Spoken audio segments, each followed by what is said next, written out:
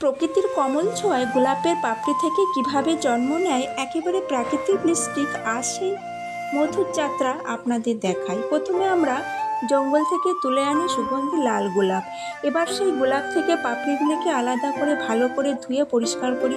এরপর পাপড়িগুলিকে ঠান্ডা ছায়ায় 2-3 দিন শুকাতে দিই, যাতে এদের রং আর গন্ধ অটুট থাকে। শুকিয়ে গেলে সেগুলোকে গুঁড়ো করে নিয়ে পরিষ্কার সাদা কাপড়ে ভালো করে ছেঁকে নিই। তারপর তৈরি হয়ে যায় সুগন্ধ ভরা লাল পাউডার। এরপর আমরা জঙ্গল থেকে কেটে আনি টাটকা মৌমাছির চাক। তারপর এটি পাত্রে সেগুলোকে দিয়ে কম আঁচে গরম করি, যাতে মোম ধীরে ধীরে গলে যায়। এরপর গলানো মোমটাকে পরিষ্কার কাপড়ে ছেঁকে নিয়ে কিছুক্ষণ রেখে দিই, যাতে তা জমে নরম মাখনের মতো রূপ নেয়। এটি হলো লিপস্টিকের মূল ভিত্তি। এরপর একটি পাত্রে আগে থেকে গুঁড়ো করে রাখা পাউডার এবং এর সাথে মিশাই মোম ও সামান্য ভেষজ তেল।